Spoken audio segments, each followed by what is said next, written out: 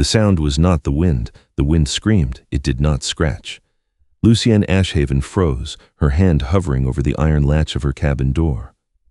Outside, the world had been erased by the white death, a blizzard that froze breath in the lungs before it could be exhaled. But beneath the howling gale, she heard it again, a rhythmic, desperate rasping against the wood. Not one beast. Many. She pressed her ear to the freezing oak. The vibration was heavy, frantic. A whine, low and guttural, vibrated through the timber. 20.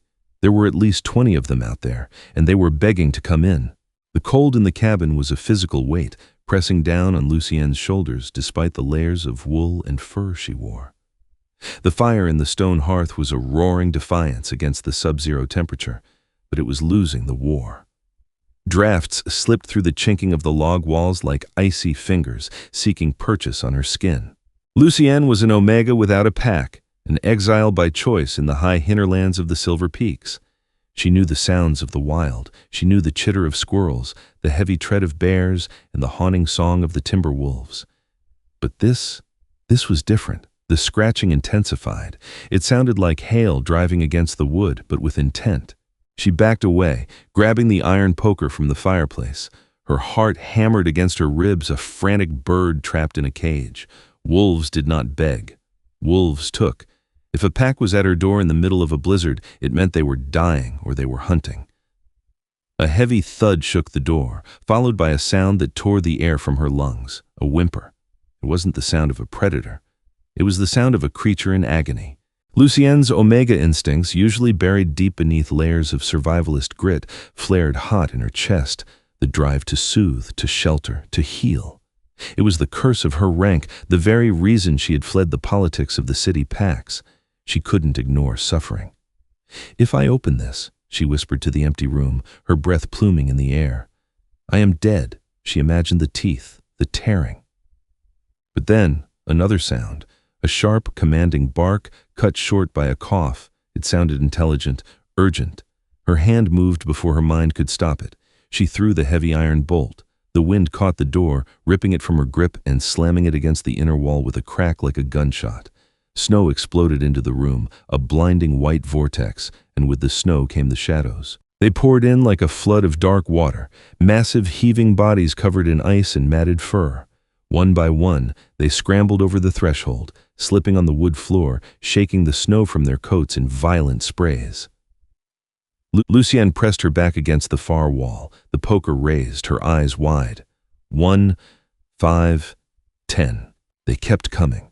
The cabin, usually spacious enough for her solitary life, shrank instantly. The smell hit her next, wet dog, copper blood, and the ozone scent of deep, bitter cold. 18, 19. The last one to enter paused at the threshold. He was massive, a monster of midnight fur and muscle, easily standing as high as her hip. His coat was pitch black, swallowing the firelight, save for the snowflakes clinging to his ruff like diamonds. He didn't scramble like the others. He limped, favoring his left hind leg, but his head was high. He turned his gaze to her. Lucienne's breath hitched. His eyes were not the yellow of a common wolf, nor the brown of a bear. They were molten gold, flecked with an ancient burning amber. Intelligence swirled in those depths, a consciousness that was distinctly, terrifyingly male. He looked at the poker in her shaking hand. He looked at her throat. Then, he lowered his massive head in a single courtly nod and limped inside. The wind howled, demanding entry, but the great black wolf turned and, with a heave of his shoulder, slammed the door shut against the storm. Silence, sudden and heavy, fell over the room. 20 wolves, 1 Omega, and the fire crackling between them. The cabin was a carpet of fur. Lucienne stood paralyzed near the hearth. The wolves had collapsed the moment the door was sealed.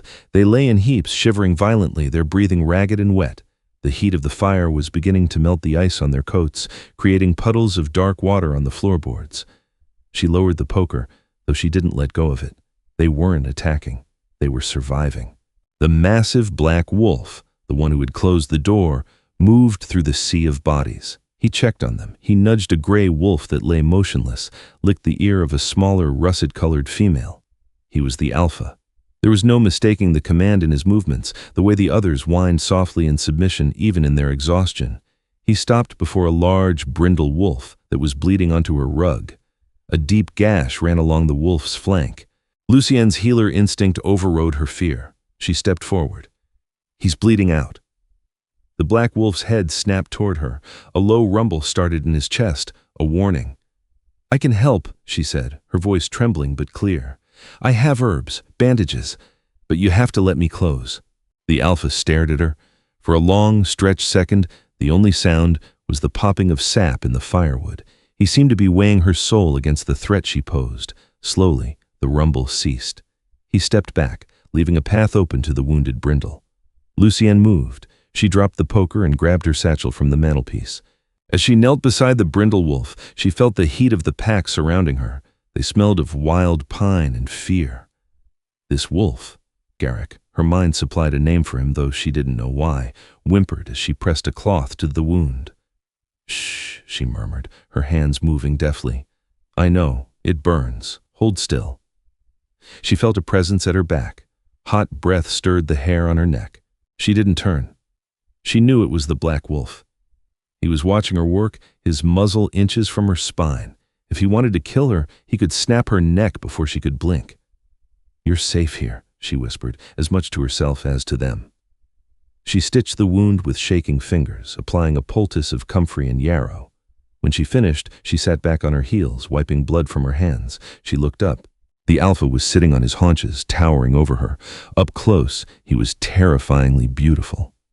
A scar ran down his snout, disrupting the sleek fur. But it was his eyes that held her. They tracked her movement with a devastating intensity. He wasn't just watching her, he was analyzing her. Her stomach grumbled loud in the quiet room. She flushed. The wolf tilted his head. "I don't have enough meat for 20 of you," she said softly. "I have dried venison and root vegetables. It's a long winter." The alpha chuffed, a sound that was almost a laugh. He nudged her hand with his wet nose, then turned and walked to the door, lying down across the threshold. A guard dog. Lucienne realized then that he wasn't keeping her in. He was keeping something else out. She moved to her pantry, pulling down jars of dried meat. She wouldn't eat tonight, but as she tossed the strips of venison to the waking wolves, watching them eat with polite, disciplined restraint, she felt a strange sensation settle in her chest. She had spent 5 years running from the hierarchy of the packs, hiding from the power plays of alphas. And now, the most powerful creature she had ever encountered was sleeping on her doormat. Later that night, unable to sleep in her loft, she sat in the rocking chair by the fire. The wolves were asleep, a mound of breathing fur. The black wolf was awake. He watched her from across the room. "Who are you?" she whispered into the darkness. The wolf didn't answer, but his gaze didn't waver. He rested his chin on his paws, his eyes reflecting the dying embers of the fire, burning with a promise that terrified and thrilled her in equal measure.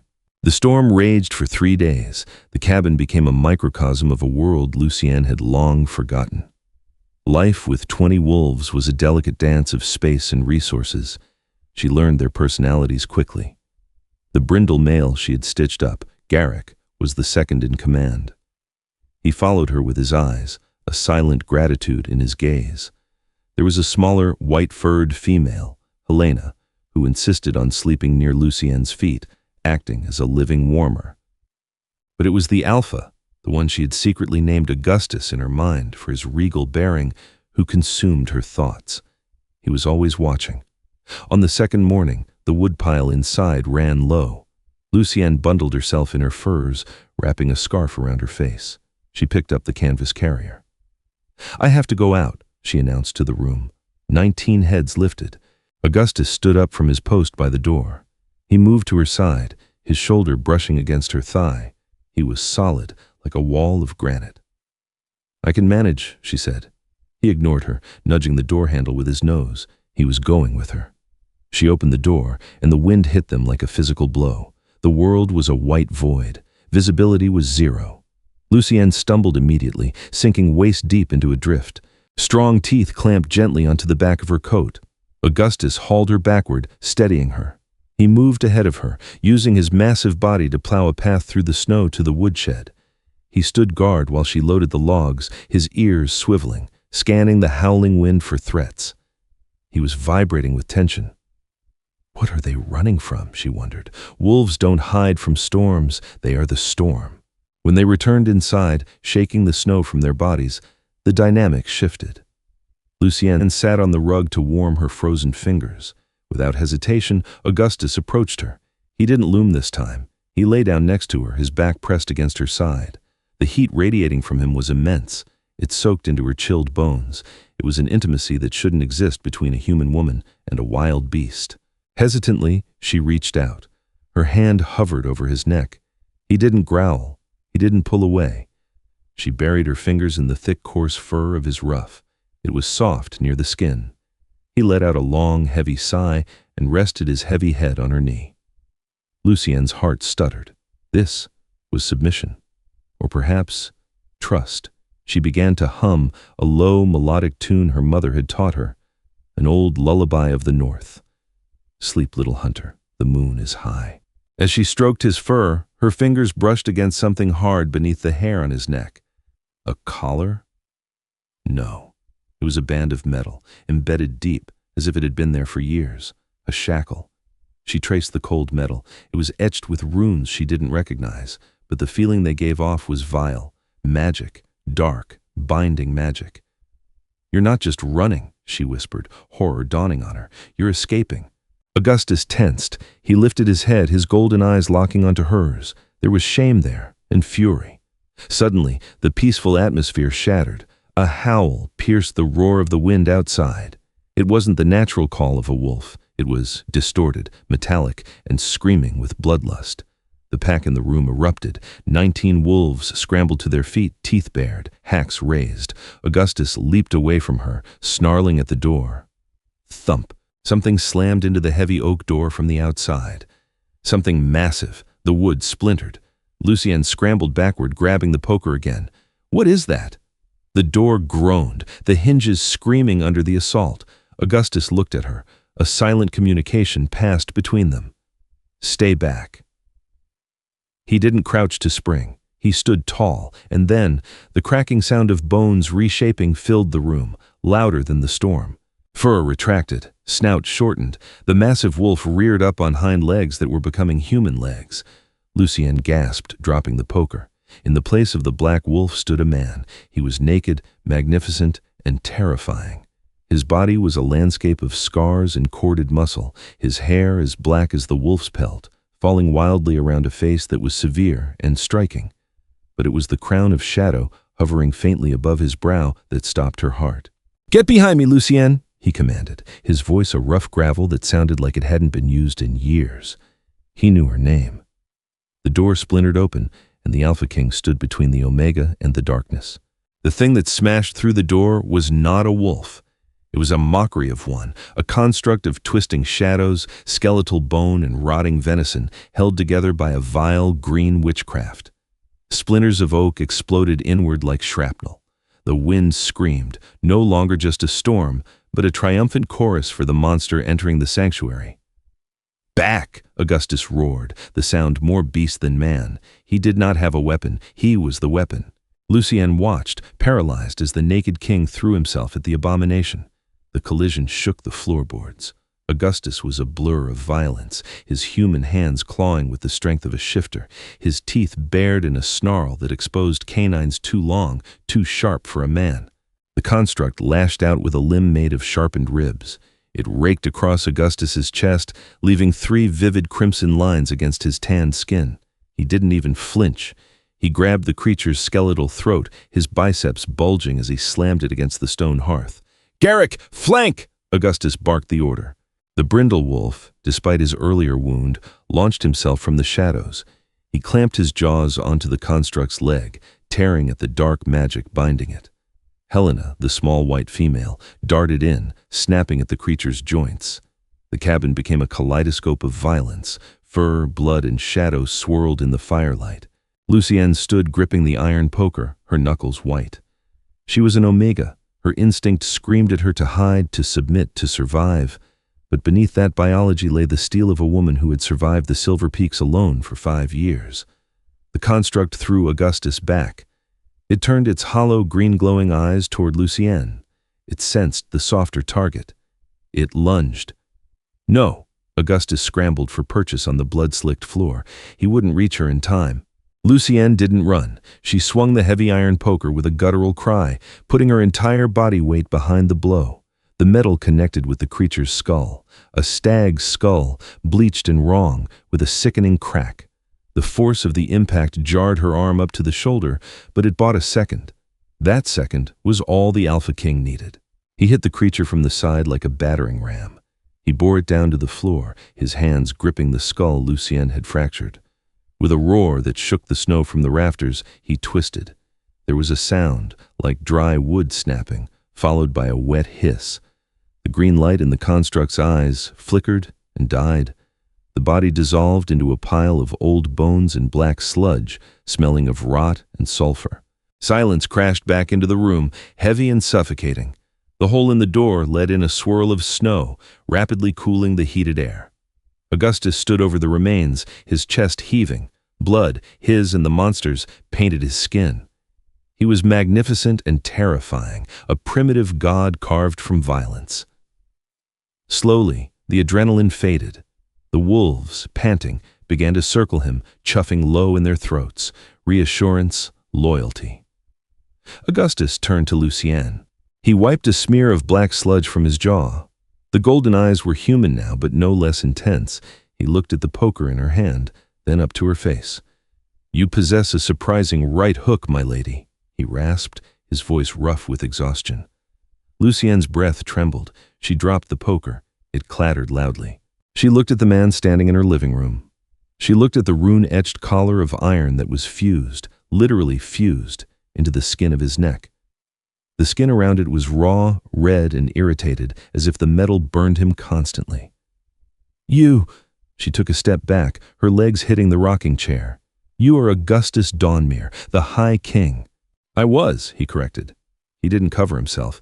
He stood with the unashamed arrogance of royalty, despite his nudity. "Now, I am merely a fugitive bleeding on your rug." He took a step toward her, and she flinched. He stopped instantly, pain flashing across his features. "I will not harm you, Lucienne. I swear it on the blood of my ancestors." "That thing," she pointed to the pile of bones. "It wasn't natural." "No," Augustus said grimly. "It was Fiora Holdenwell's pet, which means she knows we are here. Or at least, she knows I am in this mountain range." He swayed then, the adrenaline crash hitting him. The scratches on his chest were deep, weeping blood.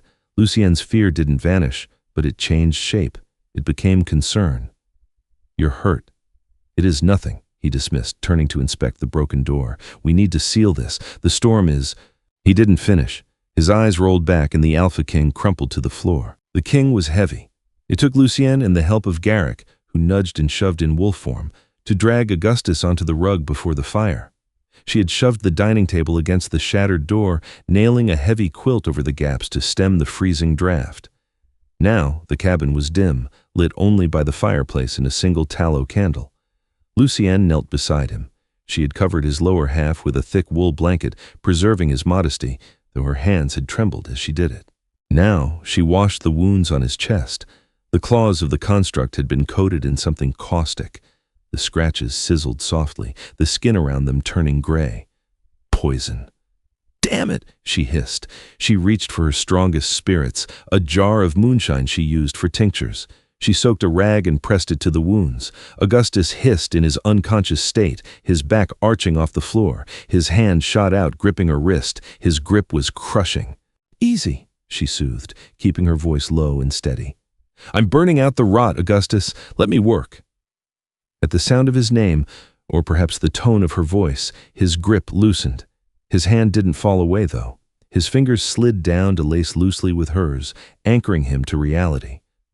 She worked for an hour. She stitched the worst of the tears. She applied a paste of crushed garlic and snowberry to draw out the infection. When she was finished, she turned her attention to the collar. Up close, it was a nightmare of craftsmanship. It wasn't hinged. It was a solid band of dark iron, etched with glowing purple runes that pulsed with a faint, sickening heartbeat. The metal seemed to eat into his flesh.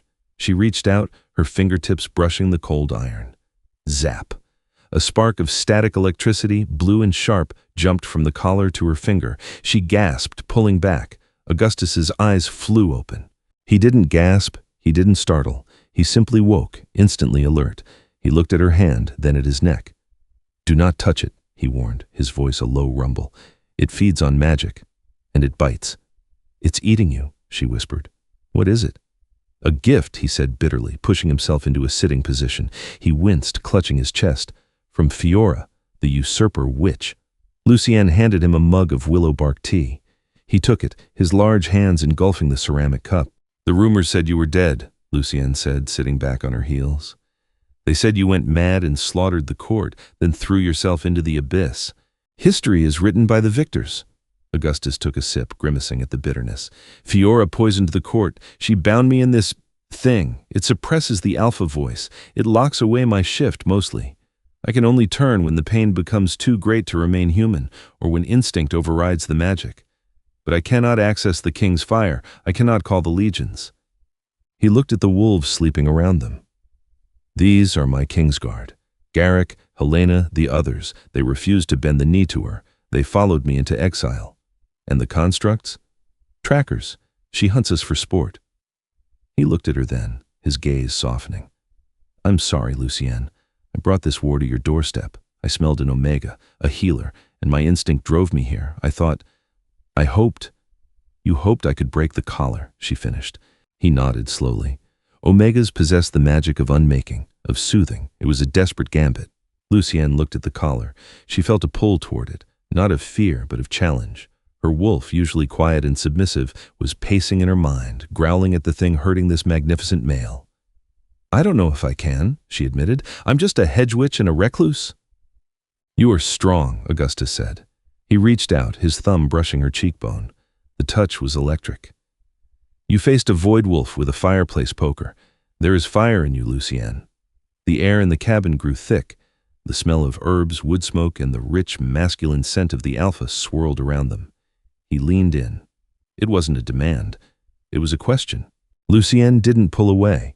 She felt the magnetic pull of the bond, the ancient biological imperative that recognized him not just as king, but as mate. "Augustus," she breathed. "I have been cold for a very long time," he murmured, his eyes searching hers, "until I walked through your door." He didn't kiss her. He leaned his forehead against hers, closing his eyes. It was a gesture of such profound intimacy, of such exhausted reliance, that it moved her more than a kiss ever could. For a moment, they weren't king and exile. They were just two souls huddled against the dark. Morning brought a deceptive calm. The wind had died down to a manageable whistle, and the sun was trying to break through the cloud cover, casting a bruised purple light over the snowdrifts. Lucienne found some of her father's old clothes in a cedar chest in the loft. They were tight on Augustus, the shirt strained at the shoulders, the trousers short at the ankle, but they covered him. He looked less like a wild god and more like a rugged mountain man, though the authority in his posture remained. "We have to leave," Augustus stated. He was standing by the window, peering through a crack in the shutters. Lucienne was packing a bag, dried meats, herbs, flint, a heavy wool blanket. "I know." "No," Augustus turned. "I have to leave. You must stay here, or go south to the village. If you are not with me, Fiora may lose interest in you." Lucienne stopped packing. She looked at him, incredulous. "You think she'll leave a witness? I smashed her pet's skull. I'm on the list now, Augustus." "I cannot protect you out there." His voice rose, the alpha tone bleeding through, causing the wolves in the room to whine. "I am a cripple in this collar. If she sends a dozen constructs, if she comes herself, then you'll die alone," Lucienne said flatly. She shoved a hunting knife into her boot. "And I won't let that happen." She walked up to him. He towered over her, radiating frustration and fear. "Why?" he demanded. "You owe me nothing. I broke into your home. I endangered your life." "You're right," she said. She reached up, adjusting the collar of his shirt to hide the iron band. "But my wolf chose yours, and I don't abandon my pack." Augustus stared at her. His jaw worked. The gold in his eyes flared, swirling with an emotion too complex to name. Hope. Adoration. "You're a stubborn woman," he grumbled. "And you are a grumpy king. We're a match made in hell." A sharp, high-pitched whistle cut through the air outside. Augustus froze. Garrick, who had been dozing, snapped to his feet, a low growl rumbling in his chest. "What was that?" Lucienne asked. A signal, Augustus said, his face draining of color. Not a construct. He moved to the door, peering through the gap. He cursed vilely. What do you see? Red cloaks, he said. The witch hunters. Fiora's human mercenaries. They carry silver and iron. How many? 30, maybe 40. They are circling the ridge. Lucienne's heart hammered. They're tracking the magic of the collar. Yes, Augustus turned to her. The argument was over. Survival was the only thing left. Is there a back way? A tunnel? A root cellar? There's a storm hatch in the pantry, Lucienne said fast. It leads to the crawl space under the house. The exit is on the north slope, hidden by the rhododendrons. The north slope is a sheer drop, Augustus said. It's a slide, she corrected, into the deep pine valley. It's dangerous, but they won't expect it. Bang! A gunshot echoed. A bullet punched through the log wall, shattering a clay jar on the shelf above Lucienne's head. Shards of pottery rained down on her hair. Down! Augustus shoved her to the floor, covering her body with his. Another shot, then another. The cabin was being turned into Swiss cheese. Wolves! Augustus roared the command. Scatter pattern! Meet at the Black Rock! The pack exploded into action. They threw themselves at the windows, shattering the glass, leaping out into the snow to draw the fire of the hunters. Go! Augustus hauled Lucienne to her feet, dragging her toward the pantry. They scrambled into the tight, dark space. The sound of gunfire and the yelps of wolves filled the air above them. Lucienne choked back a sob. Her home, her sanctuary, it was being destroyed. Augustus kicked the hatch open. The cold air rushed up to meet them, smelling of pine and gunpowder. Do you trust me? He asked, gripping her hand. Lucienne looked at him, at the man who had lost a kingdom but found her door. Yes. Then jump. They threw themselves into the white abyss, sliding down the icy chute of the mountain, leaving the burning cabin behind them. They were no longer besieged, they were hunted, and the blizzard swallowed them whole. The descent was a blur of ice, gravity, and terror. Lucienne and Augustus tumbled down the sheer face of the north slope, a tangle of limbs and desperate gasps. The snow, usually soft, felt like concrete at this speed. Augustus took the brunt of every impact, shielding her body with his own, grunting with each collision against hidden rocks and roots. They crashed into a deep drift at the bottom of the ravine, the silence of the deep pine valley swallowing them instantly. Lucienne surfaced first, gasping for air that tasted of iron and pine needles. She scrambled toward the dark shape beside her. Augustus! He lay face down in the snow, motionless. The back of his shirt was shredded, blood seeping through the fabric to stain the pristine white. Augustus, move! She pleaded, grabbing his shoulder. He groaned, a low, tectonic sound, and pushed himself up. His face was pale, the golden eyes dim. I am intact. We can't stay here, she whispered, looking up at the ridge miles above them. Tiny flares of light, torches, were moving along the edge. The hunters. They moved deeper into the valley. Augustus leaned heavily on her, his strength failing as the collar pulsed with a malevolent, erratic rhythm. It sensed his weakness and was tightening its grip. They found shelter in a shallow cave hidden behind the curtain of a frozen waterfall. The ice acted as a prism, refracting the moonlight into cold, blue bands that danced on the stone walls. It was freezing. A bone-deep, marrow-sucking cold that promised a quiet death if they fell asleep. Fire's too risky, Augustus murmured, sliding down the cave wall to sit. His breath rattled in his chest. Smoke will rise. They will see. Lucienne knelt before him. She stripped off her wet outer coat, shivering violently, and reached for the hem of his ruined shirt. We need body heat. It's the only way. Augustus watched her, his gaze hazy. Lucienne, you should have run south. Shut up, she said softly. She peeled the wet fabric from his skin. His torso was a map of violence, old scars from his rule, fresh claw marks from the construct, and the angry, blistering red skin around the iron collar. He was shivering, his massive frame vibrating with the effort to stay conscious. Lucienne settled between his spread legs, pulling the dry wool blanket she had packed over both of them. She pressed her back against his chest, wrapping his arms around her waist. Share your warmth, she commanded, though her voice shook. Slowly, hesitantly, he tightened his hold. He buried his face in the crook of her neck, inhaling her scent, lavender and wood smoke. You smell like home, he whispered. The admission was raw, stripped of all kingly pretense. You smell like trouble, she countered, but she leaned back into him, lacing her fingers with his large, rough ones. In the dark, with the wind howling outside the ice curtain, the boundaries between them dissolved. He wasn't the king, and she wasn't the exile. They were just heat and heartbeats. "When I was a boy," Augustus murmured, his voice rumbling against her spine, "my father told me that an alpha's strength is measured by who he conquers. He was wrong." Lucienne stroked his forearm. "What is it measured by? By who he protects?" He kissed the sensitive skin below her ear, a soft, reverent touch. "I failed my court, Lucienne. I let Fiora in. I let her poison their minds before she poisoned my body. I don't deserve this kindness." "You didn't know," she said firmly, "and you saved your guard. You saved me." "You saved yourself," he corrected. "I merely provided the distraction." He shifted and the collar flared. He bit back a cry of pain, his muscles seizing. Lucienne turned in his arms, facing him. The purple runes on the iron band were throbbing faster now, sinking with his failing heart.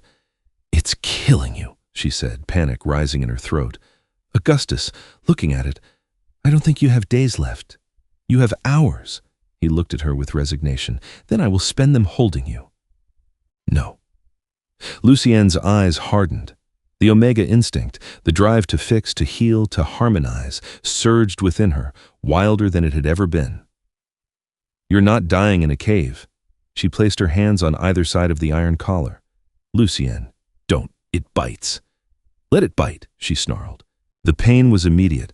As soon as Lucienne's skin touched the dark iron, agony shot up her arms like liquid fire. It wasn't just electricity, it was hate. The magic in the collar was distilled malice, chaos meant to break the spirit of a king. She didn't pull away. She squeezed. "Lucienne!" Augustus tried to pull her hands away, but she was immovable, anchored by a trance-like focus. Peace, she thought, projecting the feeling into the metal. Stillness. Release. She was an Omega. Her magic wasn't the fire of the Alpha or the shield of the Beta. It was the water that eroded the stone. It was the song that quieted the storm. She visualized the purple jagged runes and poured her own golden light over them. She poured in the warmth of the fire, the taste of the venison, the safety of the cabin, the feeling of Augustus's arms around her. The collar screamed, a high, keening sound that vibrated the icicles outside. "It hurts!" Augustus roared, his head thrown back, the cords of his neck straining. "Endure it!" she cried, tears streaming down her face as the backlash burned her palms. "Trust me, Augustus." He stopped fighting her. He looked into her eyes, finding his anchor. He surrendered to her. Crack. A hairline fracture appeared in the iron. The purple light sputtered. The overwhelming pressure that had radiated from Augustus, the feeling of a contained explosion, began to leak out. "It's weakening," she gasped, her energy draining rapidly. "But I can't break it alone. I'm not strong enough." Augustus grabbed her hands, not to pull them away, but to press them harder against the metal. His eyes were changing. The gold was brightening, shifting into a burning incandescent orange, the king's fire. "You are not alone," he growled. He closed his eyes and reached out, not with his hands but with his mind. He pushed through the cracks Lucienne had made, sending a mental roar into the night, a call to arms, a summons to his blood, to me. The psychic shockwave was so strong it knocked the wind out of Lucienne. Miles away, at the Black Rock, 19 wolves lifted their heads and howled in answer, but they weren't the only ones who heard it. Outside the cave, the crunch of boots on snow silenced the wind. "Found you!" a voice sneered. Lucienne and Augustus froze. The ice curtain shattered inward. 3 men in red cloaks stood there, crossbows leveled. The tips of the bolts gleamed with silver. "The Witch Queen wants her dog back," the leader said, grinning behind a scarf. "And she wants the bitch skinned." Augustus moved to shield Lucienne, but he stumbled, the collar's magic lashing out one last time in a desperate bid to hold him. "No," Lucienne whispered, her hands burned and shaking. She stood up, placing herself between the king and the bolts. "Lucienne, get down," Augustus bellowed. "Shoot her," the leader commanded. The crossbows twanged. Time seemed to slow. Lucienne saw the silver bolts flying toward her. She didn't close her eyes. She reached for her magic, for the unmaking, willing the bolts to stop, to break, to dissolve. She wasn't a warrior. She was a healer. But a mother protecting her young, or a mate protecting her bond, was the most dangerous creature on earth. The bolts didn't stop. But they didn't hit her. A blur of brindle fur exploded from the darkness of the ravine, intercepting the missiles. Garrick. The beta wolf took 2 bolts to the flank and 1 to the shoulder, yelping as he crashed into the snow in front of Lucienne. "Garrick!" she screamed. The distraction was all they needed. "No!" The sound that tore from Augustus's throat was not human. It was the sound of a tectonic plate snapping. The grief, the rage, and the alpha protectiveness collided with the weakened collar. Crack, boom. The iron band didn't just break, it detonated. Shrapnel flew outward, embedding in the cave walls. The explosion of magical energy threw the hunters backward. Where the man had stood, a beast now rose. Massive, larger than any wolf, larger than a bear. A creature of shadow and magma, wreathed in ghostly flames. The Alpha King had returned. The king did not simply fight, he became a force of nature. He was a blur of black fur and burning orange eyes, moving with a speed that defied physics. He didn't pause to maul the hunters at the cave mouth, he obliterated them. A swipe of a claw the size of a butcher's knife sent the leader flying into the frozen waterfall, shattering the ice into 1,000,000 diamond shards. Augustus was pure, distilled vengeance, a god of war waking from a long, tormented slumber. Lucienne dropped to her knees beside Garrick. The large brindle wolf was breathing in shallow, wet hitches. The silver bolts in his flank and shoulder were smoking, the metal reacting poisonously with his shifter blood. "Stay with me," she wept, her hands hovering over the wounds, glowing with faint, desperate light. "Don't you dare leave him now. He needs you." Augustus turned back to them. He was in wolf form, panting, his muzzle stained crimson, his massive chest heaving. He looked at Garrick, then at Lucienne. The golden intelligence in his eyes was fierce and clear. He nudged her shoulder gently with his nose, a silent question and a command. "Can you save him?" "I can," she said, her voice trembling but fierce. "But not here. I need time, and I need safety." Augustus threw his head back and howled. It wasn't just a sound, it was a shockwave that shook the snow from the pine trees. To black rock. Now. He lowered his massive body to the snow. "Climb on." Lucienne struggled to lift the heavy beta wolf. With a strength born of adrenaline, she dragged Garrick's limp form over Augustus's broad shoulders, scrambling up behind him and burying her hands in the alpha's thick fur to hold on. They raced through the valley, tearing through the drifts like a dark comet. They weren't running from the hunters anymore. They were running toward the war. When they reached Black Rock, a massive granite outcrop rising from the snow like a jagged tooth, the battle was already a slaughter. The 19 remaining wolves of the King's Guard were fighting a losing war. A second wave of red-cloaked mercenaries had them surrounded, wielding pikes tipped with cold iron. But worse were the constructs. 3 more of the skeletal abominations, stitched together from elk bones and shadow, were driving the pack back against the stone. Helena was cornered, snapping wildly at a spearman while a construct loomed behind her, its green eyes glowing with malice. Augustus didn't slow down. He roared, a sound that froze the blood of every human on the field, and leaped. He crashed into the fray like a boulder dropped from the heavens. The impact knocked the mercenaries off their feet. The presence of the Alpha King, fully powered and unchained, sent a jolt of electricity through his pack. Ears perked up, tails lifted. The wolves rallied, their fatigue forgotten, replaced by the primal thrill of their king's return. But the true threat was waiting at the top of the Black Rock. A figure stood there, draped in robes of emerald velvet that rippled in the wind, completely immune to the biting cold. Fiora Haldenwell. She wasn't a projection this time. She was flesh and blood, here to ensure her coup was final. "You broke my toy!" she called down, her voice amplified by magic to boom across the valley. She raised a hand, her fingers curled into a claw. "And you broke my collar. Bad dog." The snow beneath the pack began to boil. It turned into a thick neon green sludge that bubbled and hissed, grasping at the wolves' paws like quicksand. "Augustus!" Lucienne yelled, sliding off his back and dragging Garrick to a patch of clear stone. "She's binding them to the earth!" Augustus looked up at the witch. He snarled, his lips peeling back to reveal teeth capable of snapping steel. He crouched to leap up the rock face, but the sludge lashed out, wrapping around his hind legs and hardening instantly like necrotic cement. "I own you, Augustus!" Fiora laughed, the sound sharp and brittle. Her hands glowed with a sickly, necrotic light. "I made you what you are. I broke you, and I will unmake you." "You didn't make him." Lucienne's voice cut through the chaos, clear and ringing like a bell. She stepped into the sludge. Fiora smirked, waiting for the Omega to be consumed. But where Lucienne stepped, the green slime hissed and recoiled. It turned back into clear, harmless water. Fiora's smile faltered. She looked down, sneering. "The hedge witch? How quaint. Do you think your little herbal tricks can stop high sorcery?" "I am not a hedge witch," Lucienne said, walking forward. The battlefield quieted. The mercenaries hesitated. Even the constructs seemed to pause.